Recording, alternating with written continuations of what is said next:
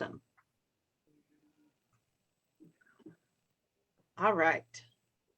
Well, I'm glad you guys are here. You guys can be a big help just in answering questions. And hopefully this will grow a little bit over time as people figure out that it actually helps them with their business, which is always surprising to people that a broker might have some ideas as to how to help them grow their business. So this is really just, I'm going to share my screen. Oh, that's not it. I lost you. Hang on one second. Oh, there we go. Okay. I am here. Hold on. There we go. Trying to screen share. This ought to work. Today is the day for like gremlins or something. But we will succeed. Okay, here we go. Can y'all see that little slide? Yes. Yes. Okay, great. So this week, I'm going to do this every week. It ought to take 30 to 40 minutes every week. Depending on, as we grow, we'll have more questions and more thoughts as people figure out that it actually would help their businesses too. So today we're going to talk about escalation clauses. I've seen so much about this, and a lot of our people go out on like lab agents or national KW pages, and really whatever goes on in some other state about this particular issue, we don't care about. We just have to follow the Texas rules. So I'm going to give you like a really good answer to escalation clauses. So the first thing to know is that we as licensees are completely prohibited from writing them. We are also completely prohibited from advising our clients about them. And they have, you'll see in the bottom left there, they've tweeted about it. They've blogged about it. They've sent out emails about it. They mean no. So I really don't understand how people think they can ever use one. I know some other brokerages have a standard form, completely not allowable. It needs to be a clause written by an attorney, explained by an attorney for that specific address, that specific client. So there really are no exceptions, but people want it to work because it works in other areas. And so we want to be sure that we're teaching our agents how to handle it. So if your sellers receive an offer with an escalation clause, a great response back is that they can seek legal advice, or they can just send a seller's invitation to buyer to submit new offer. We have a form for that. Just send back and ask them to delete the escalation clause and please give their very best offer. The truth is, Texas doesn't like these. And if we get in a mediation or a lawsuit about these, and we've had them just, we wrote it or we didn't discourage it, we can't prove we didn't discourage it, we're going to have a hard time defending ourselves. These are just not allowed. And so you can see, so this was the Texas Association and their tweets and their blog. This is Trek. The title of their conversation is Escalating to Trouble. And I put a little arrow at the very bottom. A license holder who violates this may be subject to disciplinary action, which could include an administrative penalty between $500 and $3,000 per day, and or possible license suspension or revocation, right? So they're not joking. They've sent emails, they've posted it everywhere, they've put fines on it. No, no, no. Now the question is, are they illegal? So the answer is no, they're not illegal if written by an attorney for that particular transaction. But here it is in the actual Texas Administrative Code that says a license holder may not, well, if the seller really wants to, no. A license holder may not. So here are my thoughts, right? Specific client, specific address are legal, but our state association still frowns on them in a big way. Escalation clauses are not enforceable, and they put your seller in a very difficult spot. What are you going to do? You're going to black out all the personal info and send a copy of the contracts to an uninvolved party in order to prove the need for escalation? Is there a cap? The buyer will just pay $1,000 over any amount? And what if you have more than one offer with an escalation clause?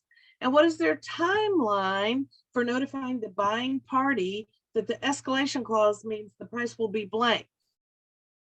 And what if people start like sending only page 1 of an offer, but then back on the, further back in the contract, it says seller will credit buyer $5,000 at closing. Well, now we've got an escalation clause triggered that actually is wrong. It's not related to seller net, right? So you're escalating based on a sales price, but not seller's net. What if the sellers get smart and have a neighbor write an offer, but they know they won't win? Oh my gosh, fraud could just be rampant in these escalation clauses because we don't have a state approved form. We don't. So you're going to have to settle final price, and you're going to have to follow through with the forms that we do have and the clauses that we do have. And we are already seeing that appraisal waivers are difficult to enforce, right? If an appraisal comes in way, way low, that blanket appraisal coverage, I'll pay anything, it probably isn't the truth. And it's very hard when you go to mediation or go to court about it. The judge looks at you and said, so you're trying to force this buyer to pay $80,000 above the appraisal. And you, well, yes, that's what they say they do. But most courts are not going to enforce it. So this is just another, let's write an offer that sounds good to the seller and probably doesn't force the buyer to do anything. Probably absolutely nothing does it force the buyer to do. So these are just seller-friendly offers. So are all of these appraisal gap waivers, right? They don't really mean it. So prepare to prove your ability and intention to perform per the terms that got your offer accepted. So if it's not contingent on the sale of proceeds of another house, then it's really not contingent on that. If you said you'd cover any appraisal gap, then you said you'd cover any appraisal gap. And if somehow there was an escalation clause, then you need to pay it. We really have to be super careful that in this world of seller friendly, which I think is shifting a little bit, but in the world of seller friendly, that we don't go so far that we're actually lying, right? We don't want to do that. The best buyers are financially able, informed about the property condition, and ready to go to closing. That's what we want. So the next time we do this, that was short and sweet, but super important. The next time we do that, we're going to talk about FIRPTA, the foreign investment in real property, because we've got buyers that are being hurt. I'm just going to go all the way to buyers that are being hurt because our buyer reps don't know about FIRPTA. So it will be a great visit about what our buyer reps should be doing just to assure that their buyer doesn't get stuck with a tax bill, right? So that's what FIRPTA is. So talk to me a little bit about escalation clauses. I know that Fathom has put one out. Excuse me. I know that there are some places and people who have tried to put out these general ones, just a form, but we should not use those. We should not use those with our listings. We should not have anything to do with that because it just leads us to trouble. Does that surprise you guys?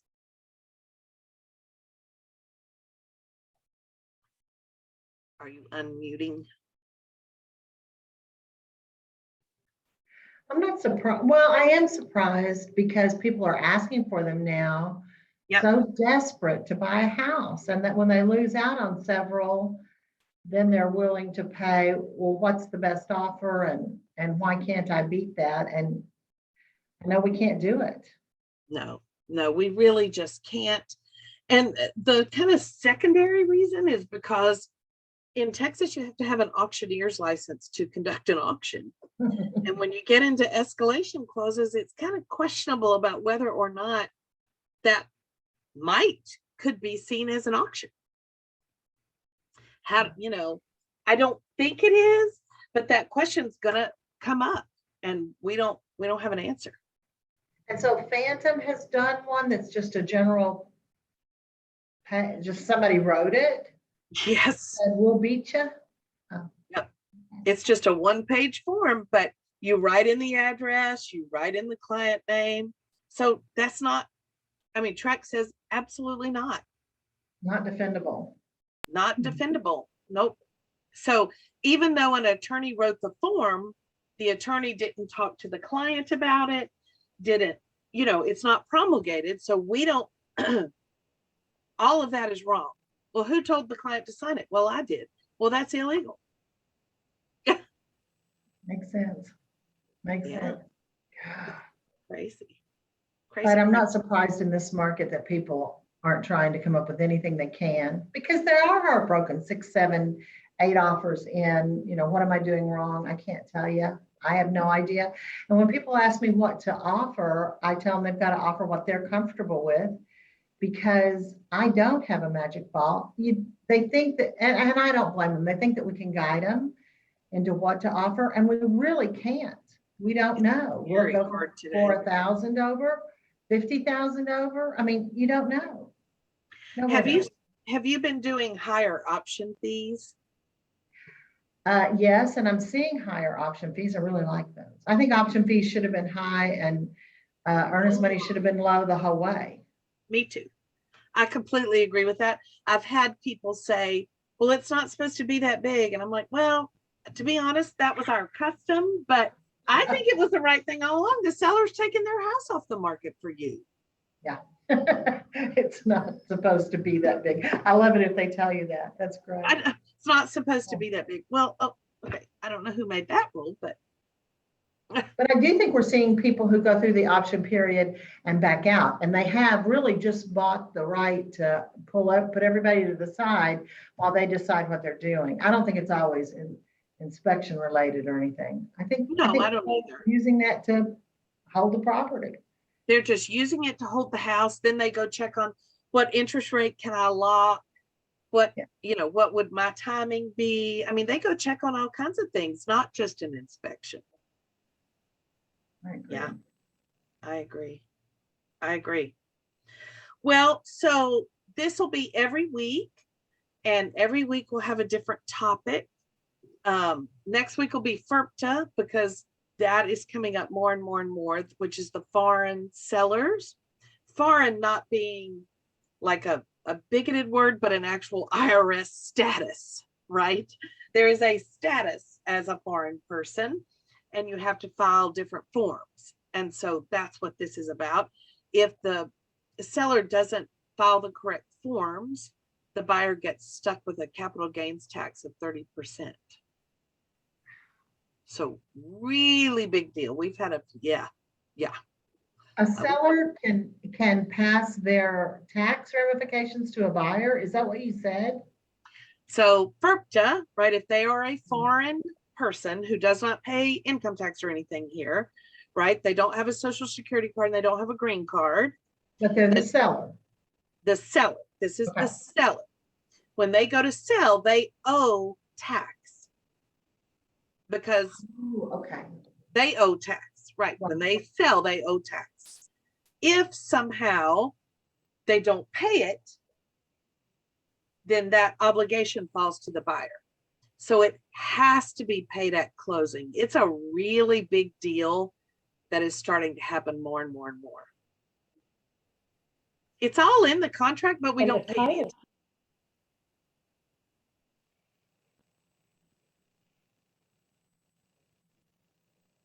And the title companies are the ones that actually you work with to find out, right? And to disclose that? So very interesting. Some are saying it's not their job. Oh, it's our job? Well, it's written in the contract.